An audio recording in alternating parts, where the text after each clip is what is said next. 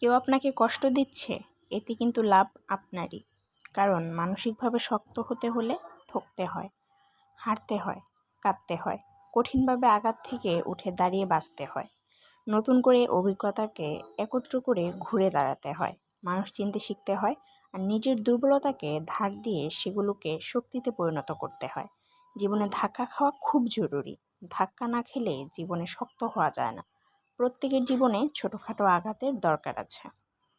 যখন কারোর উপর দিয়ে ঝড় বয়ে যায়, তার দুর্বল দিকগুলো ভেঙে যায়, কষ্ট তার ভেতরে হাহাকার তৈরি করে, যাতে সে বসে না থেকে জড়তাগুলো কাটিয়ে তুলে নিজেকে ইমপ্রুভ করে, নিজের স্কিল বাড়ায়। হয়তো সে কিছুটা সময়ের জন্য সাফার করে, কিন্তু তার ভেতরে এমনই দৃঢ়তা তৈরি হয় যে তার কাছে মনে হয় তার হারবার কিচ্ছু নেই। সে একরকম ঠিকই উঠে দাঁড়ায়। সে নিখুঁতভাবে তার দুর্বল জায়গাগুলো মেরামত করা শুরু করে। অল্প দিনেই সে নিজেকে নতুন এক মানুষ হিসেবে আবিষ্কার করে। সে আগের থেকে অনেক বেশি পরিণত এবং অনেক বেশি শক্তিশালী। স্বস্তির ব্যাপার হলো যে এরপর আর কখনো সে ওইসব ঝড় ভয় পায় না, কেননা সে নিজেকে ঝড় থেকেও বেশি শক্তিশালী করে নিয়েছে।